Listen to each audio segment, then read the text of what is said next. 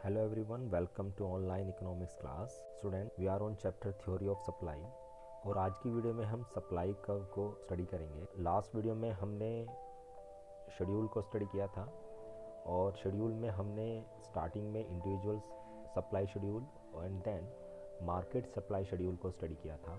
अब जो शेड्यूल हमने स्टडी किए थे उसी के अकॉर्डिंग हम सप्लाई कर्व को ड्रॉ करते हैं। तो चलिए पहले सप्लाई कर्व को अंडरस्टैंड कर लेते हैं।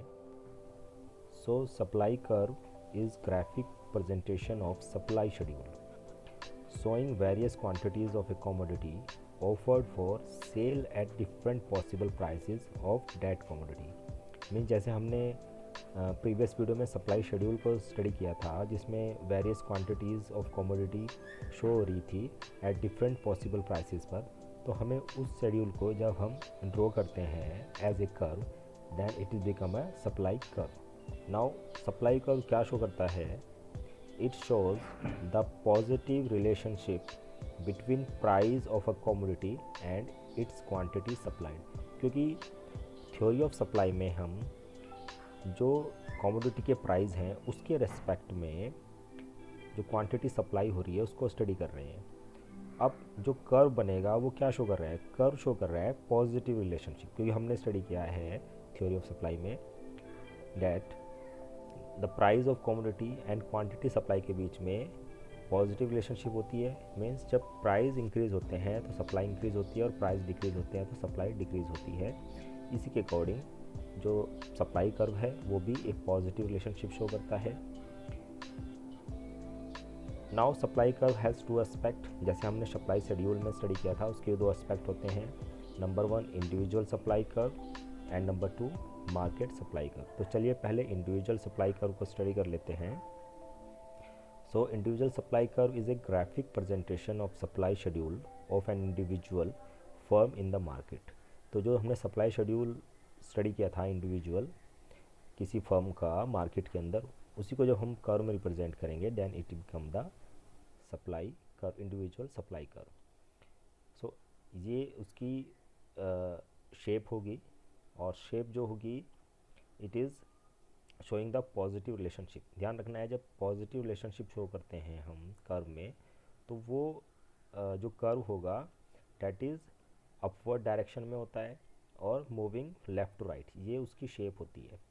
तो अगर आप यहाँ पे सप्लाई शेड्यूल जो हमने लास्ट वीडियो में स्टडी किया था ये देखते हैं कि जब प्राइस 5 रुपीज़ हैं तो क्वांटिटी सप्लाई 0 है, 10 है तो 10 है, 15 है तो 20 और 20 रुपीज़ जब प्राइस है गुड्स का तो क्वांटिटी सप्लाइड जो हो रही है विलिंग टू सप्लाई जो फर्म है वो 30 है। अब यही हमें प्लॉट करना है इंडिविजुअल सप्लाई कर्व के अंदर। तो ये प्लॉटिंग आपकी इस तरह से आ रही है और अगर आप देखेंगे कि फर्स्ट पॉइंट हमारा ये आ रहा है यहाँ पर, सेकंड पॉइंट जब प्राइस 15 है और 20 क्वांटिटी सप्लाई हो रही है तो सेकंड पॉइंट ये आ रहा है, और थर्ड जब प्राइस 20 है और क्वांटिटी सप्लाई 30 है तो ये आ रहा है। जब मैं इन तीनों पॉइंट को ज्वाइन करता हूँ तो ये कर्व बनेगा और ये मूविंग अपवर्ड होगा और left to right. It is showing individual supply curve which is showing positive relationship between price of commodity and quantity supply.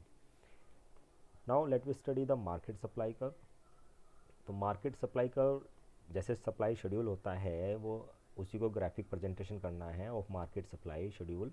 It is a supply curve of the industry, क्योंकि ये industry पूरी industry का होता है। उस industry के अंदर 2 firm हो सकती है, 3 फर्म हो सकती है, मोर देन 3 फर्म्स हो सकती हैं, 6 7 8 एनी कितनी भी नंबर ऑफ फर्म्स हो सकती हैं। उन सब के जब सप्लाई शेड्यूल को हम कर्व में रिप्रेजेंट करते हैं that is known as market supply curve. तो वहाँ पर हम 3 फर्म को स्टडी कर रहे थे, तो हो सकता है कि पहली फर्म का सप्लाई कर्व इस तरह से बने जैसे हमने इंडिविजुअल सप्लाई कर्व स्टडी किया था, अभी सेम प्लॉटिंग है यहाँ पे। नंबर 2 जो सेकंड फर्म हो तो फर्म भी है तो हो सकता है उसकी लेस फ्लेक्सिबल हो, क्योंकि जब प्राइस 10 है तो तब भी क्वांटिटी 5 सप्लाई हो रही है, 15 है तो 10 हो रही है, 20 है तो 15 हो रही है। मतलब प्राइजेज़ ज़्यादा इंक्रीज़ होने के बाद भी क्वांटिटी सप्लाई में ज़्यादा इंक्रीमेंट नहीं है। वहीं पर अगर हम फर्म सी को देखते हैं तो जब इसका प्राइस 10 होता है तो क्वांटिटी सप्लाई 15 हो जाती है, 15 होता है तो 30 हो जाती है, 20 होता है तो 45 हो जाता है। तो it is a more flexible as respect to price of quantity supply. तो ये आपके हो गए मार्केट सप्लाई कर्व और इंडिविजुअल सप्लाई कर्व, इसको हमने ड्रॉ किया है with the help of schedules. Now let we discuss the next topic that is supply function. तो सेम सप्लाई फंक्शन में भी डिटर्मिनेंट्स ऑफ सप्लाई को स्टडी करेंगे। Now supply function studied the functional relationship between supply of a commodity and its various determinants.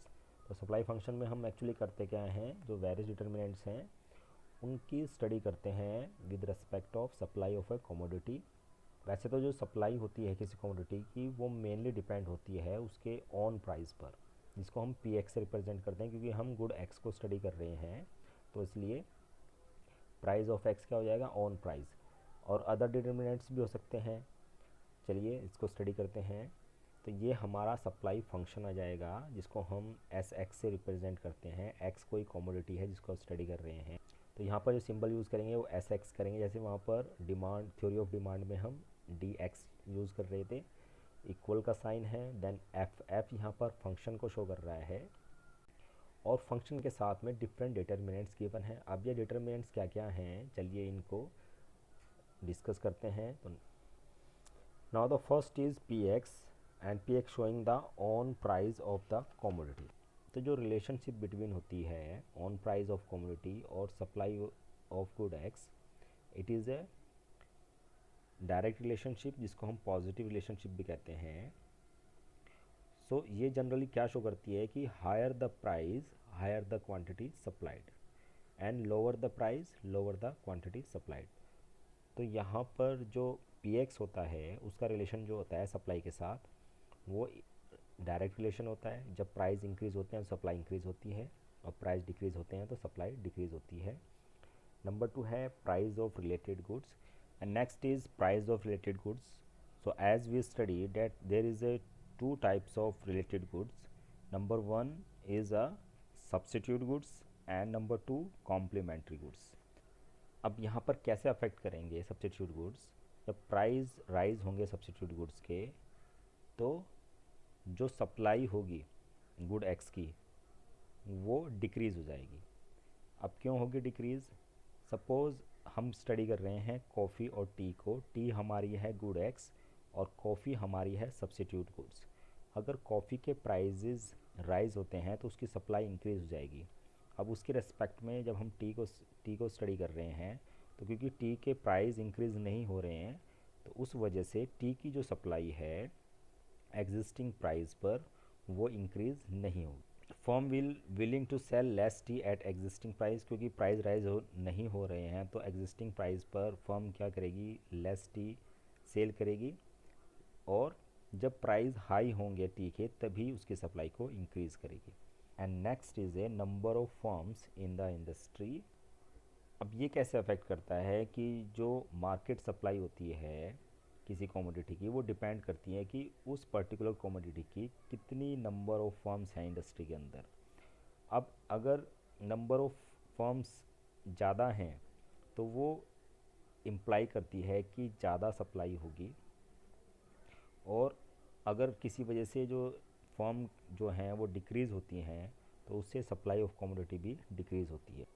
Next जो factor है supply का वो है जी, जो होता है गोल ऑफ द फर्म। अब गोल को हम ऐसे समझते हैं कि ये ऑब्जेक्टिव होता है किसी फर्म का, और ऑब्जेक्टिव दो तरह के होते हैं फर्म के। एक तो होता है कि उसे मैक्सिमाइज़ प्रॉफिट करना है और नंबर 2 होता है कि उसको ज़्यादा से ज़्यादा क्वांटिटी को मार्केट में ऑफ़र करना है। अब मैक्सिमाइज प्रॉफिट कैसे हो सकता है कि more quantity of the commodity will be offered only at a higher price, मतलब जब प्राइस इंक्रीज़ हो जब भी ज़्यादा क्वांटिटीज़ को सेल किया जाए या सप्लाई किया जाए मार्केट के अंदर, तो इस तरह से मैक्सिमाइज प्रॉफिट हो सकता है। नंबर 2 जो ऑब्जेक्टिव हो सकता है फर्म का वो हो सकता है कि उसको अपनी सेल मैक्सिमाइज़ करनी है। अब वो मैक्सिमाइज सेल जो कि प्रिवेलिंग प्राइसेस हैं, जो मार्केट प्राइस अभी चल रहे हैं उस पर भी वो ज़्यादा आउटपुट को सप्लाई करके अपना जो ऑब्जेक्टिव है उसको पूरा कर सकती है। तो दो तरह के ऑब्जेक्टिव्स होते हैं गोल ऑफ द फर्म, एक जो प्रॉफिट मैक्सिमाइज़ करना है, नंबर 2 जब उसको अपनी सेल को इंक्रीज़ करना है, क्वांटिटी नंबर ऑफ कमोडिटी को ज़्यादा सप्लाई करना है मार्केट के अंदर, तो उस कंडीशन में प्राइस का ज़्यादा इफेक्ट नहीं रहता है। Next is price of factor of production. हमें पता है कि जो भी कॉस्ट होती है किसी कमोडिटी की, वो डिपेंड करती है फैक्टर कॉस्ट के ऊपर। तो हम यहाँ पे कह सकते हैं कि supply of a commodity is also affected by the price of factor used in the production of a commodity. तो जब फैक्टर ऑफ प्राइस डिक्रीज़ होंगे तो उस कंडीशन में कॉस्ट ऑफ प्रोडक्शन रिड्यूस हो जाएगी। मतलब वही कमोडिटी को जब प्रोड्यूसर प्रोड्यूस करेगा तो उसको उसका कम कॉस्ट लगेगी। तो इस कंडीशन में वो एग्जिस्टिंग प्राइस पर भी ज़्यादा कमोडिटी को सप्लाई कर सकता है। और इसके अपोजिट अगर ऐसा होता है कि price of factor of production increase हो जाते हैं, now in this condition cost of production also increases. और अब क्या होगा कि फर्म जो है लेस कमोडिटी को सप्लाई करेगी एग्जिस्टिंग प्राइस पर। अगर प्राइस चेंज नहीं होते हैं तो इस कंडीशन में वो कम सप्लाई करना चाहेगी क्योंकि उसकी cost of production already increase हो चुकी है। Next is state of technology. तो हम कह सकते हैं improvement in the technique of production reduce cost of production. अगर टेक्नोलॉजी चेंज हो रही है तो उससे कॉस्ट ऑफ प्रोडक्शन डिक्रीज़ होगी, और कॉस्ट ऑफ प्रोडक्शन डिक्रीज़ होने का मतलब क्या है कि प्रिवेलिंग प्राइस पर जो प्राइस चल रहा है उस पर भी सप्लाई इंक्रीज़ हो सकती है। और हम कह सकते हैं कि more of the commodity is supplied eight existing price. और उसका जो कॉन्सिक्वेंस होगा वो ये होगा कि जो एग्जिस्टिंग प्राइस है उस पर ही फर्म जो है मोर कमोडिटी सप्लाई करेगी। नेक्स्ट इज़ EX, जिसको कहते हैं बिजनेस एक्सपेक्टेशंस। वहाँ पर थ्योरी ऑफ डिमांड में हम एक्सपेक्टेशन स्टडी कर रहे थे, यहाँ पर है बिजनेस एक्सपेक्टेशन। बुलिश एक्सपेक्टेशन ये होती है कि हाई डिमांड होगी मार्केट के अंदर किसी कमोडिटी की, और इससे जो होगा कि इन्वेस्टमेंट इंक्रीज़ होगा और सप्लाई जो है वो राइज होनी स्टार्ट हो जाएगी। भाई किसी कमोडिटी का डिमांड इंक्रीज़ होने वाली है तो उसको पूरा करने के लिए सप्लाई इंक्रीज़ करनी पड़ेगी। और तो इस कंडीशन में हम ये कह सकते हैं कि अगर प्राइस राइज नहीं हो रहे हैं लेकिन बुलिश एक्सपेक्टेशंस हैं, मतलब डिमांड इंक्रीज़ होने वाली है, तो एग्जिस्टिंग प्राइस पर भी ज़्यादा क्वांटिटी सप्लाई होगी मार्केट के अंदर।